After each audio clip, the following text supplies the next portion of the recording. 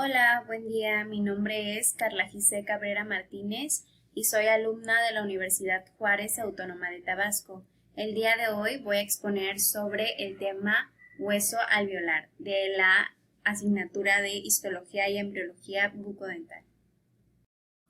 Durante esta exposición abarcaré distintos subtemas que son generalidades, estructura anatómica del hueso alveolar, estructura histológica de la misma, su vascularización e inervación, origen y desarrollo e histofisiología. Ahora bien, generalidades. Las apófisis alveolares, denominadas también procesos alveolares y bordes alveolares, forman parte de los huesos maxilares superior e inferior. Cabe recalcar que la apófisis alveolar es el hueso que forma y sostiene los alvéolos dentales. Como dato curioso, los huesos maxilares están divididos en dos porciones, una es la porción basal y el proceso alveolar. El libro en donde basé la información de esta diapositiva dice que no existe un límite anatómico preciso entre la porción basal, que es el cuerpo del maxilar, y los procesos alveolares, aunque sí existen diferencias en cuanto al origen y la funcionalidad de ambas estructuras. Los procesos alveolares corresponden a las porciones de los huesos maxilares que rodean y contienen los receptáculos o alvéolos dentarios. Los alvéolos no son más que cavidades cónicas que alojan la o las raíces de los elementos dentarios. La porción del hueso alveolar que limita directamente al alvéolo, es decir, aquella que se inserta a las fibras periodontales, van a pertenecer al periodonto de inserción, junto al cemento y el ligamento periodontal. Estos componentes van a formar la articulación alveolo-dentaria o aparato de fijación del diente. Los procesos alveolares desarrollan al mismo tiempo con la formación de los dientes. Adquieren una arquitectura definitiva cuando estos mismos erupcionan y ellos se van adaptando a los requerimientos funcionales que se experimentan durante la vida.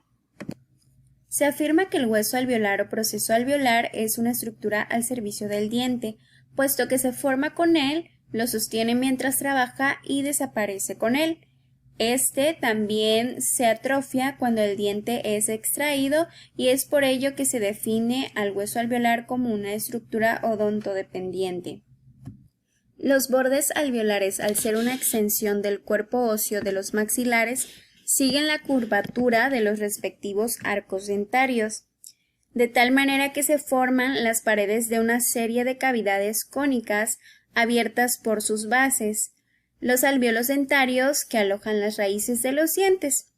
Estos pueden ser cavidades simples o compuestas, con 2 o 3 tabiques internos, según lo ocupen dientes uni-, bi- o trirradiculares. Sabemos que esto hace referencia a la cantidad de raíces que tengan o que tenga el órgano dentario.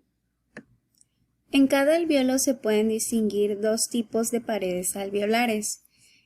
El inciso A hace referencia a las tablas alveolares libres, que pueden ser vestibular, palatina o lingual, y cada una de ellas presenta una cara alveolar y otra libre que pueden observarse en un corte vestíbulo-lingual.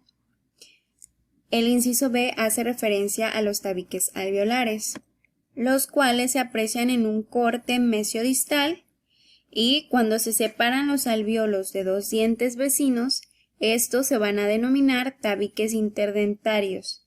En cambio, si estos se separaran en dos divertículos de un mismo alvéolo, se van a denominar tabiques interradiculares y se les denomina respectivamente septum o hueso interdentario e interseptum o hueso interradicular.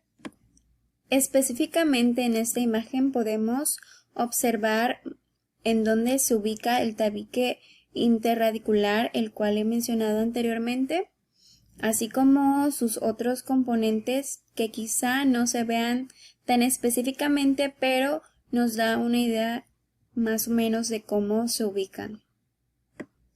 Aún haciendo referencia a los tabiques alveolares, se dice que en un corte vestibulolingual o palatino, las tablas alveolares van a presentar una forma triangular, a diferencia en un vértice superior que corresponde a la cresta alveolar, la cual está ubicada próxima al cuello anatómico del diente, y la vertiente que corresponde a la cara libre es denominada compacta perióstica o cortical perióstica, y esta va a estar constituida por lo que es el tejido óseo compacto y revestida por el periósteo, que sabemos que el periósteo es una membrana de tejido conjuntivo que está adherida exteriormente a los huesos y más que nada sirven para nutrir y regenerar. La vertiente alveolar también está formada por tejido óseo compacto y se denomina cortical o compacta periodóntica, puesto que está relacionada directamente con el ligamento periodontal. En el centro de ella suele haber tejido óseo medular, trabecular o esponjoso, excepto a nivel de las crestas alveolares. Por ejemplo, la cresta alveolar y la perióstica están tapizadas por la encía y la unión dentogingival. En la imagen que se encuentra a la derecha está encerrada de color rojo, donde se encuentran las compactas periodónticas y la cresta alveolar. Y son señaladas específicamente. Ahora bien, en el maxilar superior, las tablas vestibulares son mucho más delgadas que las palatinas, en especial a nivel de los incisivos y los caninos. Las paredes vestibulares van a estar constituidas solo por el hueso compacto. A diferencia del maxilar inferior, también conocido como mandíbula, las tablas vestibulares son bastante más delgadas que las linguales en la zona de incisivos y premolares, mientras que en la región molar el hueso alveolar es más grueso por la región vestibular. Estas características anatómicas tienen mucha importancia en la relación con las maniobras de exodoncia, hablando clínicamente, al momento de extraer un órgano dentario. Los tabiques interdentarios e interradiculares, que se muestran aquí en la imagen, presentan una abundante cantidad de tejido óseo y están revestidos por dos corticales compactas. Ambas son periodónticas que se unen a la cresta del tabique. El tejido óseo es el encargado de formar las láminas compactas o corticales de los procesos alveolares y tiene un doble origen. La capa más periférica, o sea, la que se encuentra alrededor de la compacta periodóntica, es de origen periodóntico, es decir, que crece por aposición de las regiones osteogenéticas del ligamento periodontal. La zona más interna, por parte, es de origen medular, ya que se forma a expensas de los osteoblastos del tejido medular adyacente. Y la compacta perióstica también está formada por una capa externa de origen perióstico y una más profunda de origen medular. La compacta de origen periodóntico aparece en las radiografías como una fina lámina más radioopaca que el resto del hueso alveolar, por lo que se le suele llamar lámina dura, como se puede observar en la imagen de la derecha, específicamente donde se señala la flechita blanca. Sin embargo, la radioopacidad no se debería a un mayor contenido mineral, sino que esta vez, al estar constituida por un tejido compacto, va a contrastar con el tejido esponjoso vecino, de variable radiolucidez debido a sus espacios medulares. La lámina dura o compacta de origen periodóntico puede ser definido desde un punto de vista histológico y desde un punto de vista funcional. Desde el punto de vista histológico está constituida por un tejido óseo laminar cuyas laminillas corren paralelas a la superficie alveolar. Esta está atravesada por numerosas haces de fibras que proceden del ligamento periodontal llamadas fibras de Sharpey. Debido a la abundancia de haces fibrilares también se denomina hueso fasciculado. Y se llama también lámina cribosa o placa cribiforme, y ello se debe a que se encuentra perforada por múltiples foraminas por donde pasan vasos y nervios hasta y desde el ligamento periodontal. Hablando desde el punto de vista funcional, Esta lámina dura o cribosa de la compacta periodóntica se denomina hueso de inserción, ya que para ser la región del proceso alveolar donde se insertan las fibras periodontales, es la parte que participa en la articulación alveolodentaria. El resto del tejido óseo del borde alveolar, que corresponde a la compacta periodóntica de origen medular, a la porción esponjosa y a la compacta perióstica, se denomina hueso de sostén.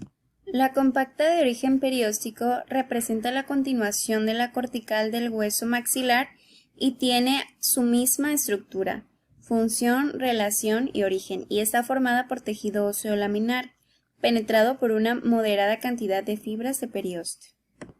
Hablando todavía desde un punto de vista funcional, el tejido óseo compacto de origen medular, el de ambas corticales, presentan laminillas con una disposición más irregular. Es rico en glucosaminoglucanos sulfatados, lo que se interpreta como un tejido susceptible de una mayor mineralización ante distintos estímulos.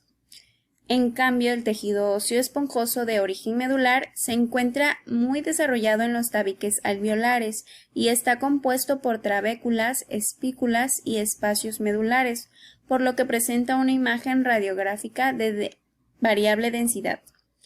Las trabéculas se encuentran revestidas enteramente por endostio y están compuestas por tejido óseo laminar con finas fibras colágenas.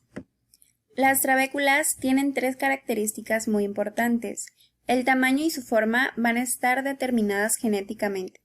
Son en parte el resultado de la actividad de los procesos alveolares y éstas están orientadas de manera que pueden resistir las fuerzas que soporta el hueso maxilar. De acuerdo a imágenes radiográficas se diferencian dos tipos. El tipo 1, que son o las define como más regulares, gruesas y horizontales, semejantes a gradas, y son muy típicas en el maxilar inferior. Y la tipo 2, que son más finas, más delicadas y dispuestas irregularmente, y son comunes en el maxilar superior. Los espacios entre las trabéculas están ocupados por médula ósea. En individuos jóvenes se trata de médula ósea roja, pero con la edad se transforma en médula ósea amarilla, cargada de adipocitos e incapaz de producir células sanguíneas. En la imagen de la derecha hace referencia a la médula ósea que se encuentra en individuos jóvenes, por lo que se caracteriza por su color rojo. En cambio, la imagen de la izquierda hace referencia a individuos con edad un poco más avanzada. Vascularización e inervación. La irrigación sanguínea de los procesos alveolares proviene de las arterias maxilares superior e inferior. Estas originan las arterias intravicales que corren de forma prácticamente recta por los tabiques alveolares interdentarios e interradiculares. Sus ramas terminales, denominadas arterias perforantes, atraviesan por numerosos forámenes la lámina compacta cribiforme y pasan al ligamento periodontal. Por los forámenes penetran lo que son las venas, linfáticos y nervios del ligamento. Estos vasos y nervios están íntimamente relacionados con los que se originan en la región periapical, desde el paquete vasculonervioso destinado a la pulpa dental. Por otra parte, las arterias intratapicales dan ramas que atraviesan la cortical perióstica y se anastomosan con el plexo vascular supraperiostido, de tal manera que se establecen múltiples conexiones con los elementos vasculonerviosos de la encía y de la mucosa bucal. Origen y desarrollo. Los maxilares, tanto superior como inferior, comienzan su desarrollo alrededor de la 7ª semana de vida intrauterina. Se inicia primero el desarrollo del hueso mandibular y poco después el del maxilar superior. En ambas maxilares se forma una lámina ósea externa que se continúa con una interna, dejando entre ambas un surco o un canal que se abre hacia la superficie bucal. En este surco quedan contenidos los gérmenes dentarios y los paquetes vasculonerviosos destinados a su irrigación e inervación. El estímulo para la formación de los bordes alveolares lo proporcionan los dientes en crecimiento. La pared ósea de los alvéolos comienza a desarrollarse cuando se ha completado la corona y se inicia el crecimiento de la raíz del folículo dentario. A medida que progresa el desarrollo radicular por inducción de la vaina epitelial de Herwin, algunas células de la capa interna del saco o folículo dentario se aproximan a la superficie radicular, transformándose en cementoblastos. Otras, que se diferencian en fibroblastos, forman lo que es la membrana periodontal, mientras que las externas adquieren con capacidad ontogenética, diferenciándose en osteoblastos. Estos, por un proceso de osificación intramembranosa, originan trabéculas osteoides que paulatinamente se calcifican. Estas trabéculas están constituidas por un tejido óseo inmaduro que más adelante es remodelado y sustituido por un tejido óseo secundario o laminar. El libro menciona que las áreas mesenquimatosas que pertenecen entre las trabéculas óseas se diferencian posteriormente en médula ósea. Este tejido óseo formado a partir del saco dentario se integra en las trabéculas de las canastillas óseas y así en el cuerpo del maxilar en el desarrollo. Una vez que las trabéculas alveolares se disponen en una red elaborada y alcanzan un cierto espesor, la posición periférica hace que se produzca la formación de capas de tejido óseo cortical compacto. Se forman así dos placas de tejido óseo con un diploe intermedio de tejido esponjoso, estructura típica de los procesos alveolares. Como en toda formación ósea, en el hueso alveolar en desarrollo están presentes las células osteoprogenitoras. En esta ocasión, que estamos hablando del hueso alveolar, se encuentran los osteoblastos, los osteoclastos y los osteocitos. Los osteoblastos que depositan matriz ósea e inducen a su posterior calcificación, los osteoclastos que participan en la resorción ósea y, por último, los osteocitos que quedan incluidos en la matriz mineralizada. Todos estos tipos celulares tienen una influencia decisiva en el hueso alveolar, ya que permiten tres cosas: el crecimiento por aposición, la resorción y la neoformación del tejido óseo. De esta forma, los procesos alveolares se ajustan a las piezas dentarias que están desarrollándose posteriormente a la erupción de las mismas. Evolucionan hasta alcanzar una estructura definitiva. La actividad remodeladora de los procesos alveolares es muy importante y se produce la resorción de los bordes alveolares de los dientes deciduos y se originan otros nuevos para alojar la o las raíces de los dientes permanentes. También este remodelado participa en actividades de crecimiento y reacomodación de los maxilares a lo largo de la vida. Función primordial. Histofisiología. Función primordial del hueso alveolar. Es proporcionar los alvéolos para que el diente se aloje y se fije a ellos por medio de las fibras periodontales, de tal manera que se constituya una verdadera articulación alveolodentaria que resista las fuerzas que se generan por el contacto intermitente de los elementos dentarios durante la masticación, fonación y deglución. También protege a los vasos y nervios que corren por el hueso para el ligamento periodontal.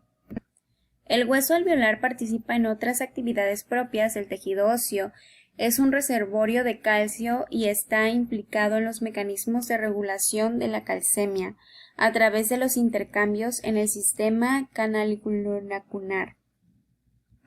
El hueso se diferencia fisiológicamente del cemento porque las sales cálcicas de ese tejido dentario no se modifican al disminuir la calcemia. El cemento, una vez formado, normalmente no se reabsorbe como el hueso, el cual está en continuo recambio, y el hueso, al incorporar el ion de flúor, no la mantiene por mucho tiempo debido a dicho recambio, mientras que el cemento lo concentra en la superficie, haciéndolo más resistente a la acción de los ácidos microbianos cariogénicos cuando queda expuesto al medio bucal. El recambio o remodelación ósea normal consiste en reemplazar el tejido óseo formado por tejido nuevo. Se caracteriza por la actividad de los osteoblastos y osteoclastos y está acoplada de modo que trabajen en conjunto como una unidad. Dicha unidad se denomina unidad remodeladora ósea y en ella la cantidad de tejido óseo que se reabsorbe es reemplazada por una cantidad equivalente de tejido óseo recién formado. El hueso alveolar, al igual que otros tejidos del organismo, frente a un estrés mecánico o después de una pequeña agresión, reacciona como una remodelación que sigue las características anteriormente indicadas. Durante la infancia, la médula ósea de la esponja alveolar participa de la actividad hemopoyética del organismo fundamental para la formación de los elementos de la sangre. Con la edad, las paredes alveolares se hacen irregulares y va disminuyendo el número de células. La densidad mineral aumenta con la edad sin que existan diferencias entre ambos sexos. Hasta aquí hemos finalizado con el tema. Gracias por su atención, espero que hayan comprendido un poco sobre esto y espero que se encuentren muy bien. Saludos.